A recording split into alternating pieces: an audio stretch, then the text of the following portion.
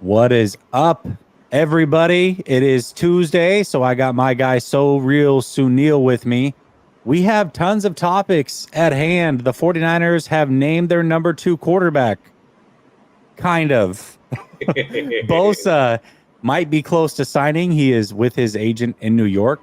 And then Sunil and I also have to talk about some things that we're confident about after 2 preseason games and some things that we maybe are concerned about after 2 preseason games. And we're going to do all of it next.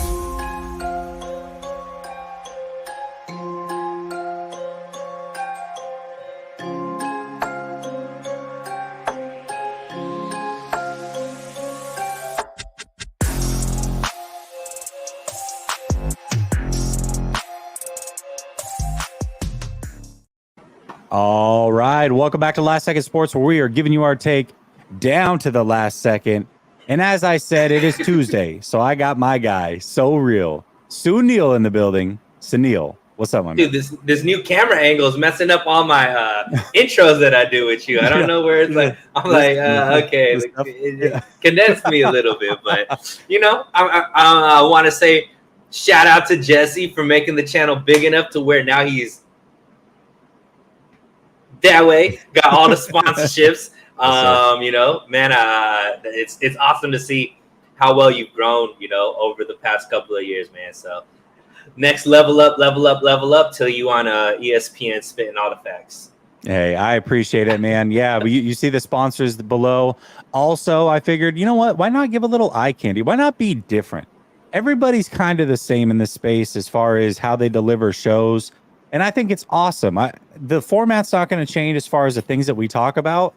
But I think hearing us talk while also watching some All 22 may not be a bad deal. So you got a little eye candy throughout the show. Let me know in the comments what you think of the change. Maybe you like it, maybe you don't. Just curious to see what your thoughts are. That being said, we do have some people in the comments already. We got Gammon says, Jesse, why do you hate the 49ers and Trey Lance? You know what you're doing, Gammon. You know exactly what you're doing. It's so funny because obviously the conversation is always about like Trey Lance and Brock Purdy. And why do you, if you talk good about one, why do you hate the other? And Gammon will be in my like chats every once in a while, and he'll say, man, why do you hate Brandon Allen? I don't ever hear you talk about him enough. So I think it's a good spin. I love it. Gammon is one of the better ones. I really appreciate him and what he brings to the channel as well. That being said, Nick Bosa still not signed by the 49ers. However, we might be getting close to him being signed because he is now in New York with his agent, per reports. And Shanahan talked about Bosa today. A little bit surprising, at least for me. He was asked about, when do you think Nick Bosa will be signed, or did you think it would be prolonged the way that it has been? He goes, yeah, this is pretty much how I expected it to play out. So overall, what are your thoughts about Bosa being in New York with his agent and Shanahan saying, yeah, this is what I expected the whole time? I mean, I don't think that's an unfair statement. Like, I believe him when he says that. And I think you would too, Jesse, because we knew what this was about, right? We know the Bosas. You were way ahead of this as far as, I think, even before the season was over, when we were talking about Bosa's extension. This family, this is what they do. And I think they always want to reset the market. I think, if I remember right, Joey Bosa had reset the market when he was a free agent. They want to do that as well with Nick Bosa. And, the D lineman over there in Kansas City still hasn't signed. So I think that the San Francisco 49ers understood that this was going to be, they needed to sign after everybody else signed or overpay, right? Those are the two options. So I could see that, the 49ers obviously getting closer and closer to week one. They want to get this done as soon as possible. I'm sure over there in Kansas City, they're going through the same type of urgency right now. So I believe Kyle Shanahan when he says, I expected it to go this way, just because of the circumstances around a couple of big name D linemen in the same offseason, and the Bosa family being pretty headstrong when it comes to contract negotiations. Like, it's not a far stretch to me that this is what we're dealing with right now. Yeah, most definitely. Golden Dragon brings up a very good question here. He says, what are the chances Nick Bosa plays out his final year of his contract? Is there reason to rush? I don't, there's not reason to rush from the standpoint of, okay, they have to sign him or else. But there is reason to rush from the standpoint that Bosa, I don't think, will play a single solitary snap unless he's signed. Like he doesn't have to. He'll just sit out. And he's the type to do that. So I think the 49ers have a rush from that standpoint of, hey, if we don't pay him, he's not going to play. So we better figure it out. I personally can't see Bosa playing without a contract. What about you? Yeah, I mean, there is a reason to rush for Bosa because this is his last year of leverage. Yep. Right? After next year, he loses leverage once he becomes, once he play out his contract, because now the 49ers could just franchise him. And, then it becomes where maybe he doesn't recoup the money he misses out on being able to not play games and fines and all that kind of stuff. So to me, yeah, I think this has to get done now. And I think that you're right. I don't think, I think Bosa's fine with not playing any games until he gets his new contract. And he knows that whatever fines and all that kind of stuff will be recouped in that new contract. And, but once again, I think that is his name Chris Jones, the guy over there in Kansas City? Chris Jones. Yeah. Yeah. If Chris Jones had signed 2 weeks ago, I think Bosa would be signed right now. I think they're both kind of waiting and playing chicken on who's going to sign first, because I think the other one wants to make sure they make more money than the other one, type of thing. Yeah, I don't think there's a shot in hell Kansas City pays Chris Jones what Bosa gets paid. That's just me personally. We'll see. I mean, Chris Jones may be hoping for that. Yeah. I don't see any world where that happens. I could be wrong, but I feel like this one's a little bit different than kind of what you've seen in the past with that. Shout out Third String All Pro. He says, of all the sponsors, Jesse's got the best one. Yeah, I love the SeatGeek sponsor. For me, I want to brand the channel with things that I use myself or would use myself, and I don't gamble. So all those gambling sites, what have you, like if it's for fantasy football, sure, like I'm in because I do play fantasy football, but I personally don't gamble on games, so I don't want a sponsor that's a gambling sponsor. It just doesn't fit my personality or what I would prefer. So, but SeatGeek, I mean, everybody buys tickets, whether it's to games, concerts, what have you. Like, tickets are available. You might as well save yourself $20. That's the way that I see it. In fact, I'm going to the preseason game this weekend, Tampa Bay versus the Ravens. I'm bringing my son, and I found preseason tickets pretty close for like $50 a pop, and then save the $20. So it was a no-brainer. Why not go check out a preseason game? You know what I mean? That's awesome. So that's awesome. There we go. But yeah, as far as Bosa goes, I am a little bit surprised. I did think that it could drag out a little bit, and I was on it last year saying there was no chance that Bosa was going to sign last year. He was going to bet on himself, which he did, and he won.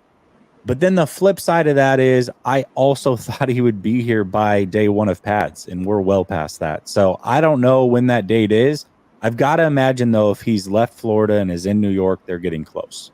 And Shanahan doesn't seem concerned at all. So if Shanahan doesn't seem concerned, I'm not going to be concerned. I'm not going to worry about it. Bosa is going to be there. He should be there. I would be shocked if he's not. But I think we're starting to get close with the sign of him being in New York with his agent. And I think that's why it's a talking point now, for sure. Yeah. And I mean, we're going to talk about it later in the show, but 49ers need Bosa. Yeah. Oh, yeah. Listen, hey, breaking news out there. Hot take, but I'm going to say the 49ers need Nick Bosa this year. Right. Hot take. Hey, kill me for it, but I think it's a hot take. Argue with a wall. So yeah, I'm with you. All right. Let's talk about this QB2 situation. Shanahan basically came out today and said that there's a strong possibility that he could rotate QB2 throughout the season between Sam and Trey. Now, one thing that he did reveal with this whole conversation is that he basically is saying that it's Sam and Trey and that Allen is not going to be on this roster. So that much he's pretty much made clear, unless they're shopping one or both of Sam or Trey, and one of them gets picked up by another team or traded. I think Allen is pretty much all but gone, and it's going to be Purdy, Darnold, and Lance. Those are your quarterbacks, and then week in and week out, he's going to be rotating who the backup quarterback is, depending on who knows what. So, what do you think of his approach here with the backup quarterback spot? It's gonna hurt to say, Jesse. You know, I come on here every single week and state how big of a Shanahan I am. The man could do no wrong. Well, he could do some wrong. But, you know, I'm over here positive on him, seeing the bigger picture, silver lining all of the dark clouds. I'm here for that beacon of positivity when it comes to Kyle Shanahan. His statements on Trey Lance, when he was talking about this QB2 situation, he basically mentioned how Trey Lance needed to work on a lot of things and he's getting better and all of this kind of stuff. But it wasn't like the resounding, confident, like, this is my guy after Purdy. I am ready to say that if Kyle Shanahan doesn't come out and make Trey Lance QB2, this is a black spot on his coaching legacy for me. Not legacy, but I will have to back off on I would level down on my Kyle Shanahan, because he is, if go Trey from Lance a Shanahan to a Shana fan, is that yeah, it would be. Okay, yeah, I think that's accurate. It is ridiculous that we are still discussing this going into week 3 of preseason. You mentioned, I saw you on X, I guess it's called now. You shouted out Nick Wright because of his take, and it was a short clip. I actually watched the whole segment, and him and Bomani Jones. It was good, right? Yeah, it was good. Yeah, him and Bomani Jones made some really, really great points. And the biggest point that I think I took away from it, and I'll pass it over to you, is how much better is Sam Darnold going to get? And you haven't invested anything into Sam Darnold compared to what you've invested in Trey Lance. And we're seeing how much better Trey Lance is going to get if he just gets more and more reps and more playing time. So I'll say this, Jesse. If Trey Lance doesn't get significantly more playing time in week 3 of the preseason than Sam Darnold, I will officially come on the next Tuesday and say I'm no longer a Shana stan. I am only a Shana fan, and we'll go from there. You know, it's funny because before I saw that post, I was, let me make sure. It was a couple hours before I saw the Nick Wright thing. I had retweeted Akash. Now, I'm going to give you some context. Akash said, how many picks does Lance throw with the Jets and Adam Gase and the Panthers and Matt Rule? I understand Sam has not been a good player leading up to his tenure here, but we're talking about the backup quarterback. And he said it in all capital letters, which to me is very condescending.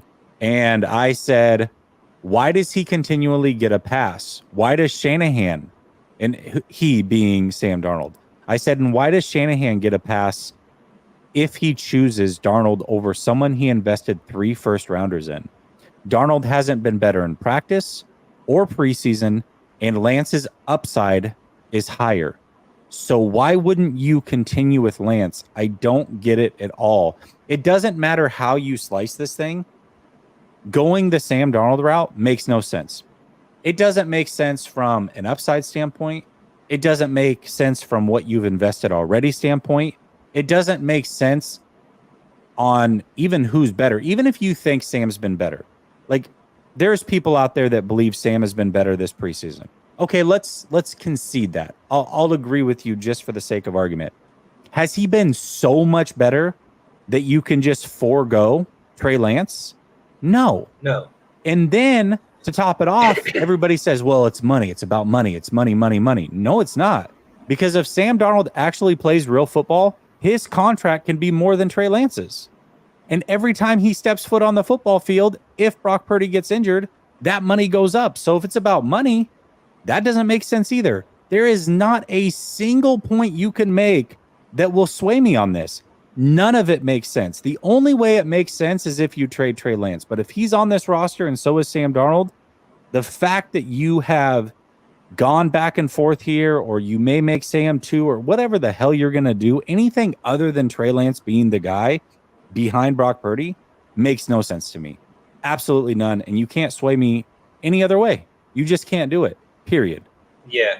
I mean, I'm pretty set that we all know Brock Purdy over Trey Lance. And, I stated last week, I don't think Trey Lance, even though he's had minimal opportunities, in those minimal opportunities, he hasn't, separated himself enough to be in that QB1 discussion quite yet, because I don't think he's going to get those opportunities to show that. But when it comes to Sam Darnold versus Trey Lance, there is no debate for me who should be QB2. All of the points you made, and even more than that, like, if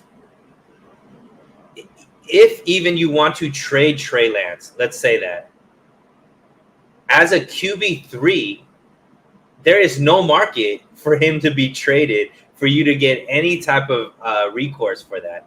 At least at QB2, you have an option to be able to play him, showcase him, and then, in 2024, trade him or do whatever it is that you want with him. Because I think that it's safe to say, Jesse, both of these quarterbacks, Brock Purdy and Trey Lance, won't be on the roster together in 2024. One of them is getting traded, whether it's Trey Lance or Brock Purdy. One of them is getting traded in offseason 2024. But it makes no sense to designate Trey Lance as QB3. The only reason, I think Trey Lance has edged Sam Darnold out. Even though I know you said we'll concede that, we're not. Upside, definitely Trey Lance. The only thing that I could say, maybe Sam Darnold should be QB2 over Trey Lance, and I don't think he should, but usually that QB2 position is like the mentor, right? It's that quarterback that's been in the league already, kind of on the downside.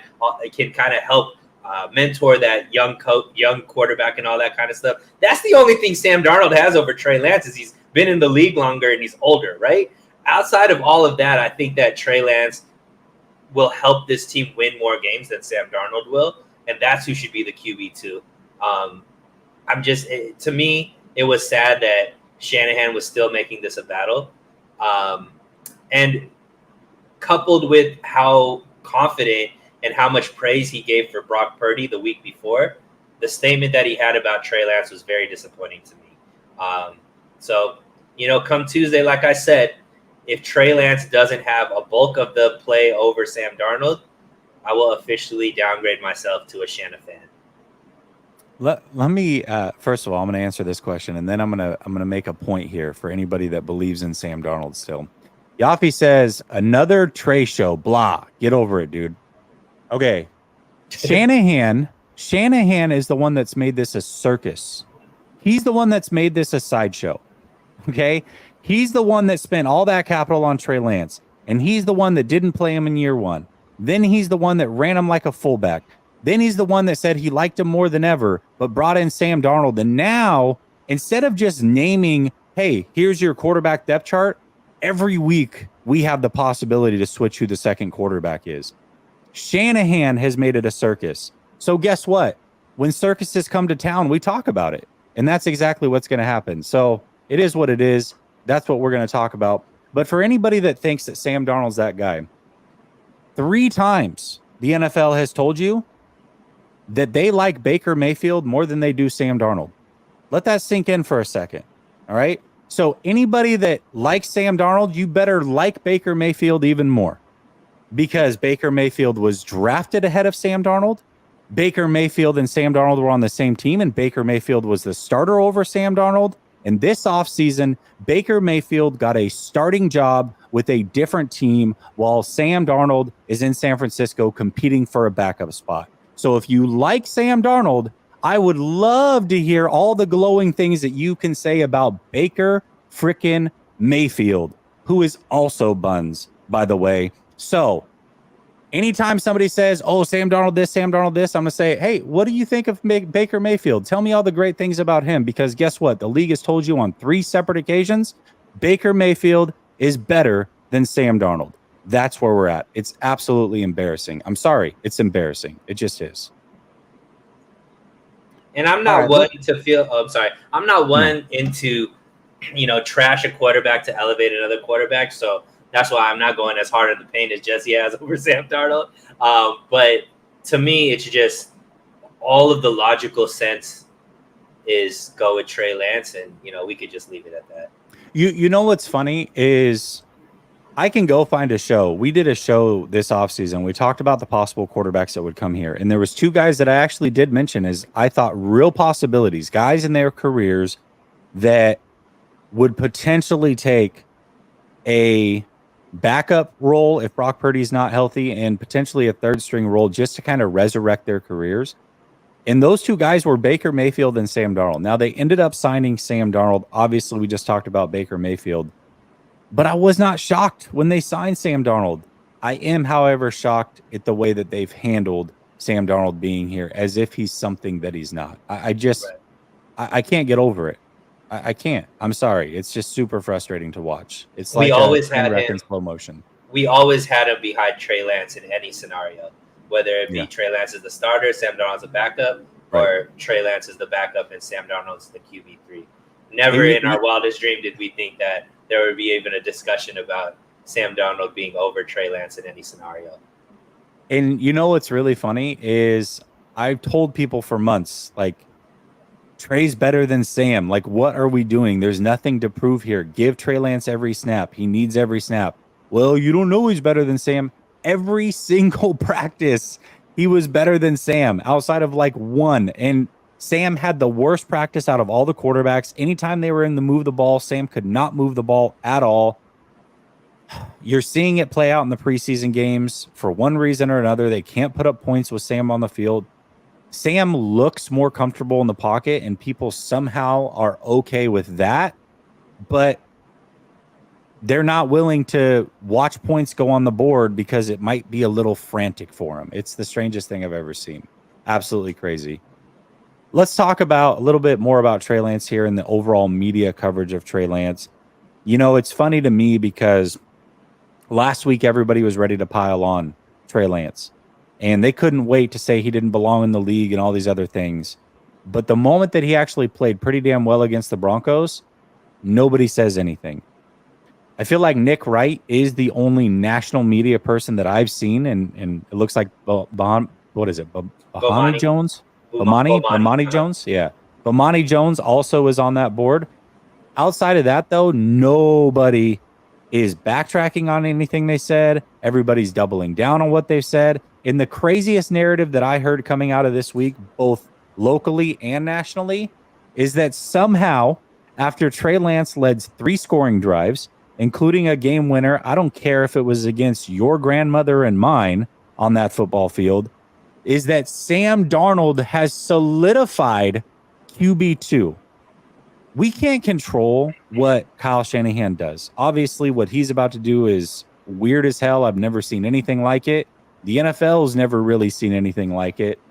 That being said, if that is your honest take after watching that game on Saturday, that Sam Darnold has basically extended the lead on Trey Lance, we can't talk. We can't talk football. I can't take that seriously. I'm sorry. Like, I understand if you're not a fan of Trey or you haven't seen enough to put him over Brock Purdy. I get all of those things. I've said it a million times. Right now, Brock Purdy's the better quarterback than Trey Lance.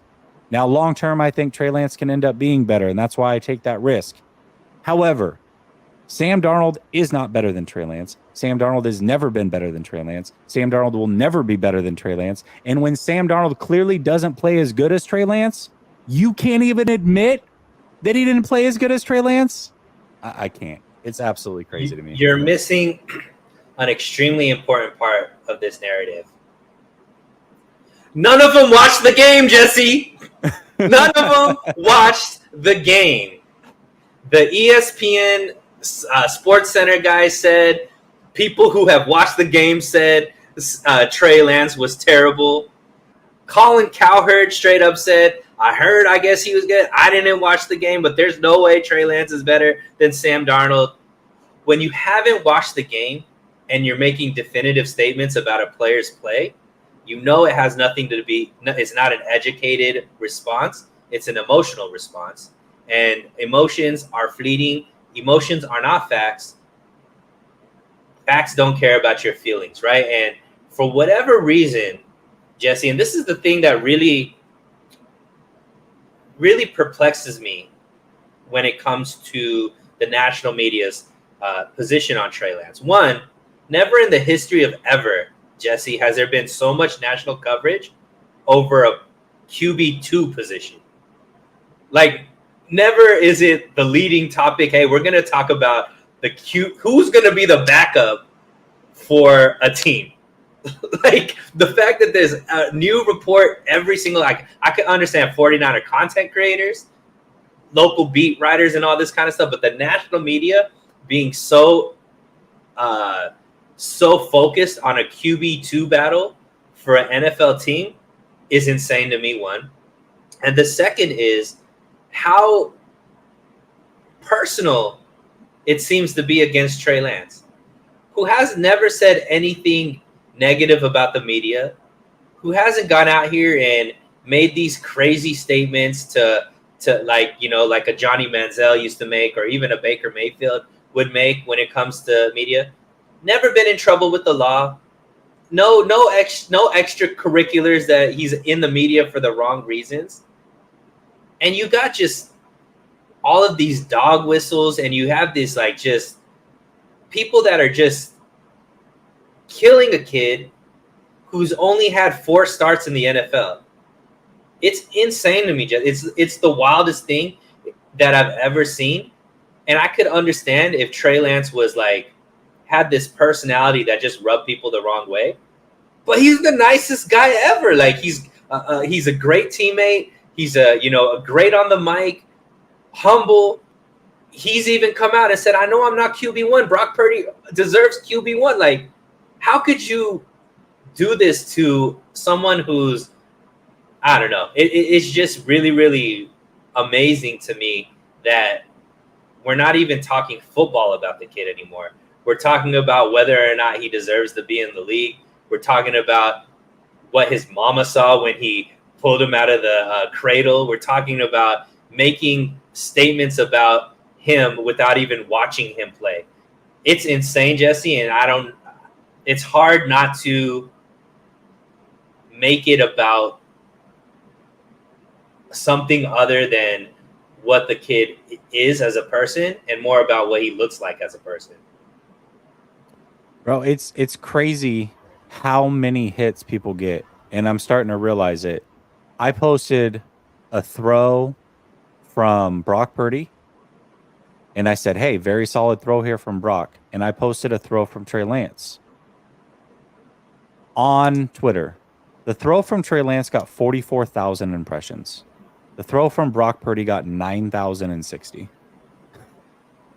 Like, the starting quarterback isn't even the story of this team. It's absolute. I've never seen anything like it. I've never seen anything like it, especially when the backup quarterback, barring really injury to the starter, has no path to play and isn't the future of this team. I've literally never seen anything like it. It's absolutely crazy to me. It's mind-blowing. It's interesting. And a lot of people fun, are sitting. But it's a lot of people are saying it's not about race, and I don't think that any of these guys are necessarily. I'm calling anybody a racist or anything like this, but there hasn't been a quarterback that's been. There's been quarterbacks that have been in similar situations, Jesse, that have never had the type of scrutiny and the statements made about them the way that Trey Lance has been made about him, with absolutely nothing backing it, right? So I don't know. I think the leash that Trey Lance has gotten in for this team is one thing, can be justified away because of what Brock Purdy did, right? But going from last year where Kyle Shanahan said, Jimmy, you can't even practice on the same field as us because this is my guy, this is QB1, to playing one game in 3 possessions before he had a season-ending injury, to now saying he doesn't even deserve to be in the league. That trajectory makes absolutely no sense to me, because how do you say somebody is worse and doesn't deserve to be in the league where the last time he was actually playing, he was the bona fide starter for the 49ers? So I don't know. But off after a preseason game. So they basically made it sound like preseason means everything, enough to kick somebody out of the league. But a week later, when he plays well, nothing. You don't say a word about it. Nothing. The only word you say is, "Oh, Sam Darnold widened the lead." What? Based off what? What widened what lead? What are we talking about? Oh my gosh. Yeah, Tom, I agree. That's why I had the discussion yesterday. I'm a day ahead of you. I had it with Rohan. All right, let's talk about the title of this show, which is not necessarily quarterback related, but it is Kyle Shanahan related. He had a very interesting take when it came to his roster building. So here's what he said. He said, this was with Peter King, by the way. He said, that's kind of been the view of how I build a team for me forever, hoping you can always have a quarterback. Hoping, keyword, as if he doesn't have any play into that, but I'll keep going. But if you can build that defense that way and play the right way, you do have a chance. He then went on to bring up teams like the Ravens with Trent Dilfer and the Bucks with Brad Johnson as talking points, and possibly how he's looking to build his team. What are your thoughts about his roster building conversation? For everybody that says Kyle Shanahan isn't aware of who he is, this is the statement that I could read into that he knows exactly who he is. And what I mean by that is he knows his strengths, he knows his weaknesses, and one of his biggest weaknesses, and something that I've never debated anybody, is his QB evaluation, right? He doesn't know how to get the right QB in here. He doesn't know how to evaluate QBs through the draft. I think he could get the best out of a quarterback because of the way he runs his system and the way he schemes people open. But I don't think he knows how to identify that elite quarterback. And because that's not your strength, the only other way to win a Super Bowl without an extremely elite QB is to have a very efficient quarterback, an offense that could put up enough points to win, but an insane defense that is always going to keep you in the game. And I think that was the realest thing Kyle Shanahan ever said, because I think that's the only way he could win a Super Bowl, unless a franchise level quarterback just falls in his lap.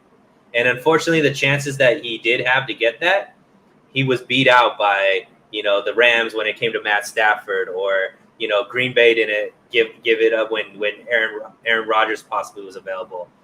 So yeah. To Chose me, Jimmy Garoppolo over Tom Brady, didn't scout right. Patrick Mahomes, that type of stuff. Yeah. Not his fault at all. No, but I am giving it that fault. I'm saying that he's terrible at that stuff, right? And not everybody's going to be good at everything. You know what I mean? Like, for sure. He's elite. And there is a lot that he's great about. That's the thing with Shanahan. And people, I do have to be clear about that. There is so much that Shanahan is good at. So much.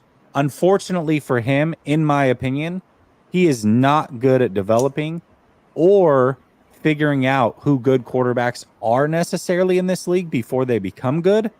And because quarterback is the most important position in football, that can always hold him back from really winning a Super Bowl. But he'll always be competitive because he is such a good coach. Yeah, and it's unfortunate. If he could just have somebody like Andy Reid just choose a quarterback for him, I think yeah. I think that Kyle Shanahan would be a Super Bowl winning coach at this point. He really should give all of that power of who the starting quarterback should be to somebody else, because whether or not he could develop a quarterback, I think is debatable, because it's like, what do you consider developing? I personally think that Kyle Shanahan has gotten the best out of every quarterback that has ever played under him. I've never seen a quarterback that's played under him that's gone somewhere else and looked better. So to me, it's like, is that developing? Is that not? I don't know. At the end of the day, you want to get the most out of your quarterback position. I think that's what should be, that's what should be focused on. How the developing thing, it depends on how you define that. But to me, his getting the right person in is where, I think we both agree he's just not good at. Yeah, most definitely. 49ers Throwback says, this guy gets it. Jesse, this was my quote when I posted the video on Nick Wright. Thanks for your shows. No, 49ers Throwback. Thank you for watching the show and supporting the show the way you always have. Brother Bob says, what's up, Nails? Sunil's back on my good side now. Laugh out loud. All right. I didn't know he was on your bad side. That's too bad. But you're back. You can go to the family cookouts with Brother Bob. Hey, again, I could sleep well again. My guy, thank you so much for giving me back the pass. Yeah, absolutely. Yeah. I have to say this. His comments by themselves, the quote by itself, was not really all that damning to me. Like, you have to choose a lane and how to build a roster. Where he really messed up to me was bringing up two teams that are the rare exception to winning Super Bowls, and two teams that won 20 plus years ago. One of them, in the Ravens, is arguably the best defense of all time, if not their top three best defenses of all time. So unless you can, he's basically saying, oh, I can go duplicate a top three defense of all time before I can go get a quarterback. That's where his head's at. Like, that's a little strange. I agree with him too. And yeah, he might be right. And then the other one, the Bucks, yes, they did win the Super Bowl, but that was crazy circumstances. One, very, very good defense. Not near as good as the Ravens, but still very good. But they also happened to play a Raiders team in the Super Bowl that they literally knew the play calls, audibles, and everything. They knew exactly what was coming all game long. That was a very unique, strange situation. So we're talking about two anomalies when it comes to winning. Really, he can be competitive. And I know that having an elite quarterback does not guarantee winning. Every time I have this conversation, people are like, well, how come Josh Allen doesn't have a Super Bowl? But if you want to be in the conversation of actually competing, you probably most likely need to have that dude at quarterback. You need to have it so much so that most Super Bowls are won by elite quarterbacks, Hall of Fame caliber quarterbacks. So what is it? 43 out of 57 Super Bowls won by a Hall of Fame caliber quarterback. And that's me not even including Stafford. I don't think Stafford's a Hall of Famer. So yeah, just to be in the conversation, for the most part, you do need a Hall of Fame caliber quarterback. The other stuff is the exception, not the rule. So yes, the 49ers are going to remain competitive. Maybe Brock Purdy can do things like Nick Foles or Joe Flacco did, where they aren't elite quarterbacks, but they played elite for a Super Bowl run. I think that is more likely to happen than you winning with a Trent Dilfer type and having the best defense of all time. Like, that's just me personally. I think Brock Purdy getting hot, or any quarterback on this roster that is playing getting hot for a 3-week time span, is more likely to you winning than the other way. And I don't know that that's likely either. So we'll see how this thing plays out. But his philosophy on roster building for being an offensive guy known as an offensive genius, a little bit questionable. It just is. But then, the flip side too, Sunil, is that as a head coach, he's constantly evaluated for just the offense. I'll give you an example. Last year when they were scoring 18 points a game, people were flipping out on Kyle Shanahan. Oh, I thought you were a genius. Why can't you score more than 18? But the defense was legit. He's the head coach of the team. So the defense being good does reflect on him, does it not? It Like, should. he's more than just the play caller. He is the head coach of the team. So I think he gets less credit than what he deserves in certain areas. And I think he gets more credit than what he deserves in certain areas. Yeah, I don't know. I think this the referendum on Kyle Shanahan is getting a bit wild. Like I said, I've mentioned, probably on Tuesday, because I do think Sam Darnold is going to get at least even of Trey Lance, if not more. So I'll probably be a Shanahan fan come Tuesday. But I was on X, and people aren't giving him credit for the coaches that he's developed and made head coaches. All of a sudden Yep. now, D'Amico Ryans and Robert Saleh, they developed themselves. Kyle Shanahan had nothing to do with that. I'm like, where in the history of ever does guys that went from a specific coaching staff that they've been on for 3+ years into head coaching, the head coach of that team doesn't get the credit for them being off of their tree? But somehow that's what people are saying as far as the coaching development tree of Kyle Shanahan. I think that at this point, and it could be just because we're in this circle, but a lot of the fan base is just looking for a way to blame people. And I asked this question to Rohan earlier today, Jesse, and I want to ask it to you too. How many teams do you think right now would not trade the coach that they have right now for Kyle Shanahan straight up?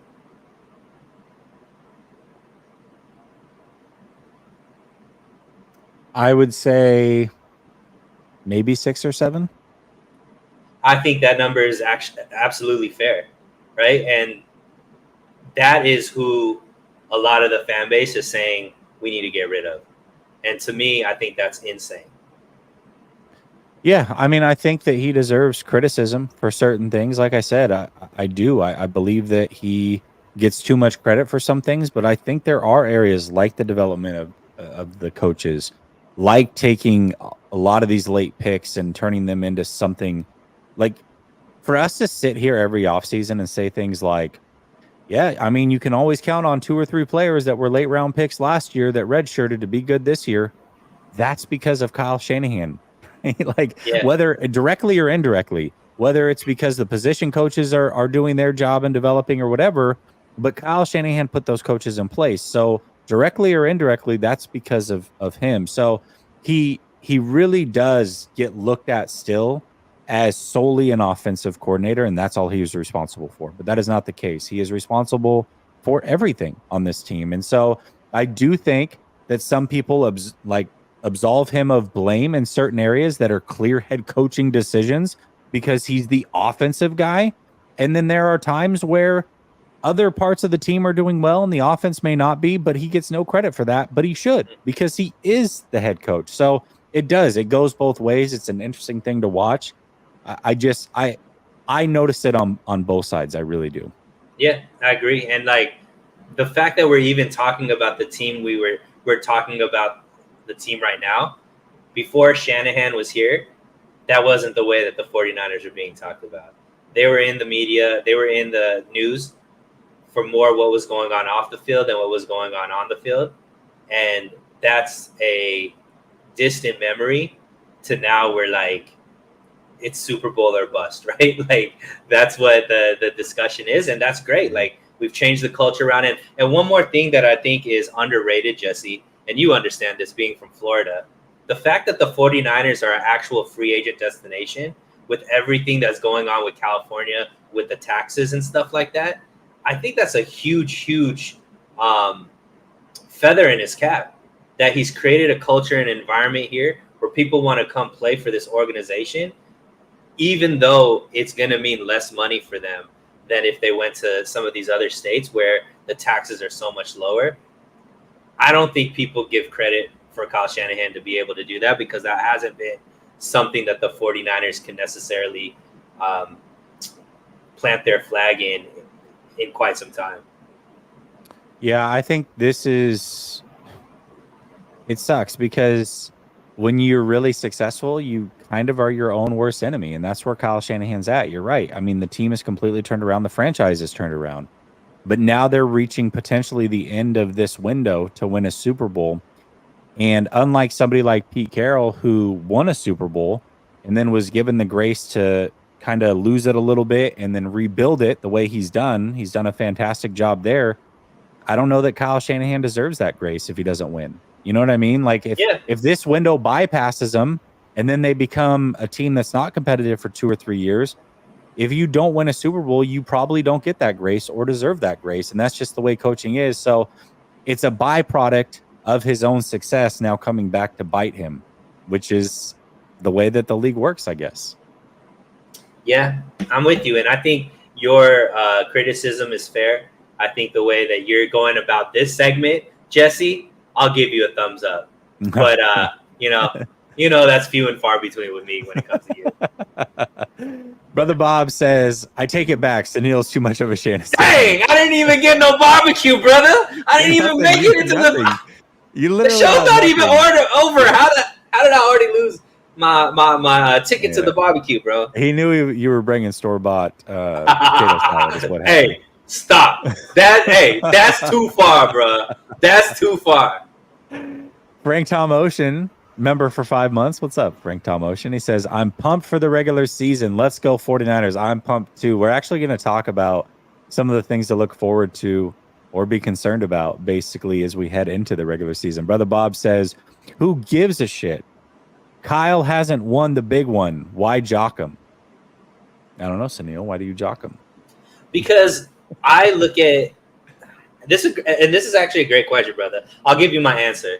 So I look at what it takes to win a Super Bowl and the components that it takes, right? Culture, roster building, coaching staff, all of these things. I see what Kyle Shanahan has brought this team to be. And I see how competitive, and I think I still believe that this foundation and what this team has not only could win one Super Bowl, Jesse, but could win multiple Super Bowls, which is extremely, extremely hard to do. But his biggest weakness is what's holding it back: inability to get the right quarterback at the helm, right? Andy Reid, I always say Kyle Shanahan, to me, the comp is Andy Reid. The only difference between Andy Reid and Kyle Shanahan is Andy Reid is much better at getting the right QB there. But Kyle Shanahan's career is very similar to what Andy Reid's career was with the Eagles. And he had Donovan McNabb, who was a great quarterback.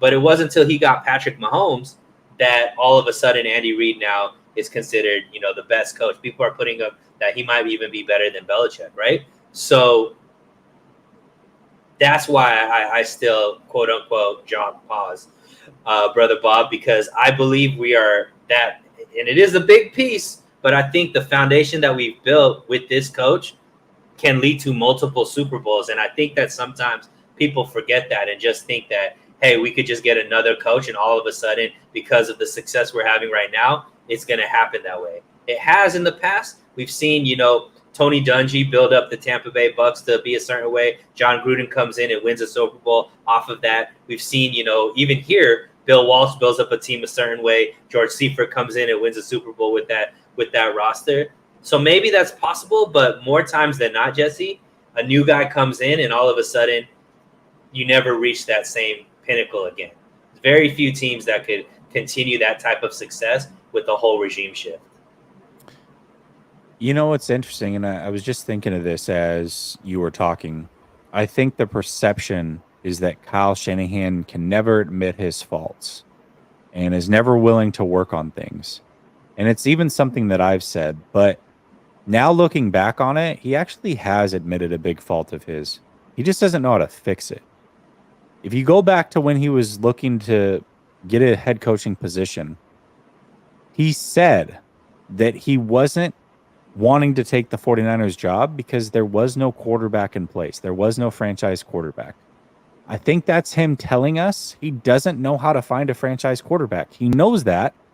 And so that might be his downfall, and it might be the reason he ends up not being a head coach in this league.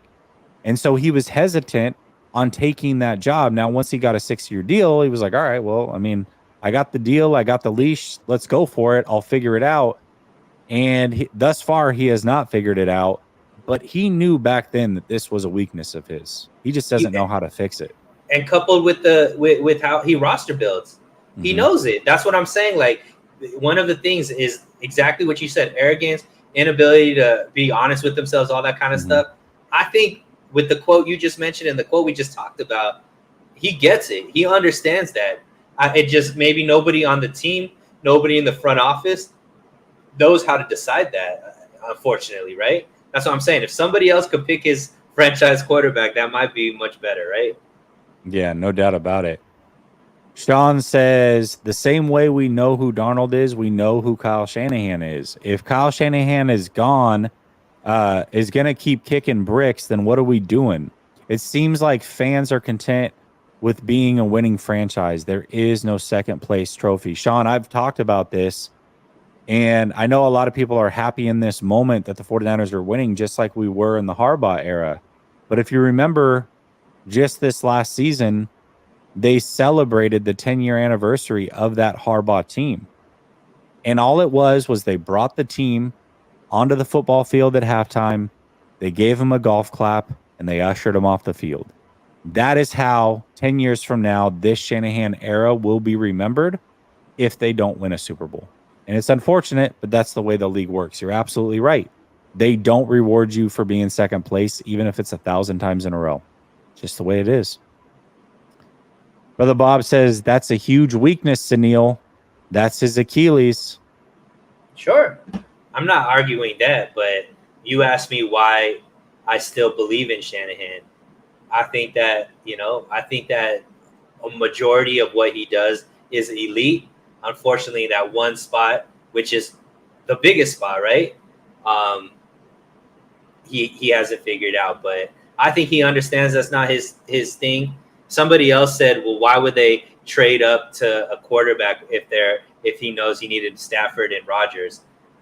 I think people are forgetting. I think the original plan was to go get Deshaun Watson with the package they used to move up in the draft. Unfortunately, Deshaun Watson ended up with all the off the field stuff. So they used that same package to move up. They tried to get Aaron Rodgers. They tried to get Matt Stafford. Neither of those things worked out. So then they ended up going with picking somebody in the draft. And unfortunately, once again, that requires Kyle Shanahan picking the right person for him. And, it hasn't worked out up until this point. Yeah, no doubt about it. All right. We've seen 2 preseason games. You've heard all the practice reports. We've got 1 preseason game left. And then we've got the regular season upon us. Going into this final preseason game, as the team sits right now, what is a thing or two that you are confident in with this team? I'm confident that this starting offense is going to be fine. I think the first series we saw Brock Purdy play like Brock Purdy, and the offense moved the way that the offense moved under Brock Purdy. Not necessarily any huge plays that he made, but he got the ball to the right players with the right scheme that Kyle Shanahan did. He showed his elusiveness, and I think everything that he has this offense is gonna be competitive enough to win, which is what we need. I think that we found our Juwan Jennings replacement in the future in Ronnie Bell. I think that that's a big deal because more than likely this will be the last year we have Juwan Jennings on the team. So It's nice to have a guy like that could just step in and, be in that role. And I think that secondary, I was a little bit worried about that. I know we still don't know who our nickel is, but I think that the safeties and at least the starters, and it seems like we might have some depth there behind them, should be okay. Still yet to be seen how great they're going to be, but at least I don't think they're as big of a weakness as I thought they might be. Yeah, that's actually where I was going to go. I think the 2 areas for me are wide receiver, because we've got 2 that are likely not going to start at least healthy on this roster, and they still are fine because of guys like Ronnie Bell or Conley or whoever they end up having on this team, on this roster to begin week 1. And then you've got guys and Danny Gray, who was developing nicely before the injury. And then obviously we have a guy who was essentially a spot starter last year when they needed him, who's ready to come back as well. So the receiving core I'm very confident in.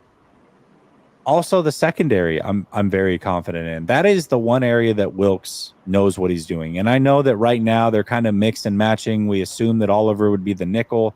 That doesn't seem to be the case, but I think that's fine. We haven't even seen a guy like Luter yet on this roster playing, and that was the guy that most people were very excited about. So once he comes back healthy, you've got even more ammo there. The 49ers are very deep and, more importantly, young in the secondary right now. However, I will say this. I hope that if they're going to kick Lenore inside, I hope Womack is the starter and not Ambry Thomas. I'm rooting for Ambry Thomas. Ambry Thomas has looked good for the most part during the preseason, but I am afraid that once he plays number 1 wide receivers on a regular basis, that's not going to look so well. And the reason that I say that is, in practice, when he was going up against the ones, which happened quite a bit because Travarius Ward would miss a ton of snaps. It was literally, when you play pickup basketball at 24-hour fitness or whatever, and then you inevitably, either you're this guy because you're little or somebody on the other team's little, and you always call out mouse in the house, and you attack that player over and over and over. That's the way it was when Ambry Thomas was on the field. It was like they went into the huddle, said mouse is in the house, attacked Ambry Thomas, and they repeatedly abused that matchup. So much so that by day 4, and Rohan will tell you this, I would turn to Rohan and be like, Ambry's on the field, slant Brandon Ayuk. That's exactly what would happen. Every single time. Like, it was without fail. So he's looked good so far, but he really hasn't played those elite guys yet. And I am concerned that when they actually start playing good wide receivers, the CeeDee Lambs, the DK Metcalfs, what have you, that it's going to look really bad really quick with Ambry. I like the way he's developing. I like the way that he's played so far this preseason. I'm happy for him. He's definitely looking like he's going to make the roster, which is awesome. I was worried about him going into the offseason. However, I would like to see him continue to develop before he starts to play again. I don't have as much confidence in him as I do Womack, but the secondary as a whole, having a guy like Jair Brown coming off the bench, having guys like Luter potentially coming off the bench, or even an Ambry Thomas, Oliver, those types of guys, I am very, very confident in the depth and how young, how youthful this secondary is, which is different than what we've been able to say in the past. The youth has not been there. And I think more importantly than any position, the corner position is a position of youth in the NFL. I agree. Now we go in negative. Now we go on, what are you concerned about? Give me one thing that you're concerned about. Let's go back and forth on this one. You give me one, I'll give you one until we finish here. And I don't think there's a lot, right? Like, so we may only go back and forth one time. I'm not sure, but there's definitely a couple that we've got to call out. Special teams. It's my number one. Special teams. This is my number one too. You let me go first, Jesse. That's the problem. That's your fault. That's your fault, not mine. Hey, I'm a good host. All right. Jake Moody, my guy. I need to stop backing these Michigan guys because I was really hot on Ambry Thomas when he got drafted in the 3rd round. Really high on Jake Moody when he got in the 3rd round. Shaky. Moody shaky. He's being real moody right now when it comes to his ability to kick field goals. Even the game winner was a little suspect, right? Mitch Wishnowsky, muffin punts in the preseason, my guy. Like, you have one job. Like, you don't have to learn no plays. You don't have to learn no schemes. You don't have to learn. You just got to do the same thing. That's the only thing you get paid millions of dollars to do is punt the ball. And you muffin? Come on, man. Our two starting returners, both injured. Ray's gone. Danny Gray's gone. So that means we're going to our 3rd and 4th kick returners. There is not one phase of special teams that I guess maybe the return game is probably okay. Like uh, kick return, kick, or maybe actually, there's not a phase in special teams right now that is solid or doesn't have major question marks, Jesse. And we know that a lot of games can be lost or won through special teams, and that is one whole phase. There's offense, defense, special team, one whole phase where there's really not one thing that you could look at and be confident in that aspect. Yeah, I agree. Special teams has been a bit of a disaster, no doubt about it. I would say the other thing that I'm not confident, I only had two. The other thing that I'm not confident in is the depth of this team right now.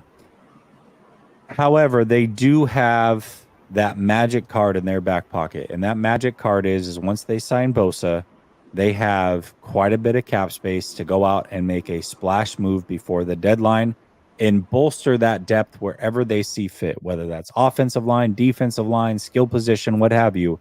They can go out and make a move. And that makes me feel a little bit better. But overall, I really think what's happened here is you spent a lot of capital on Trey Lance. You spent a lot of capital on CMC.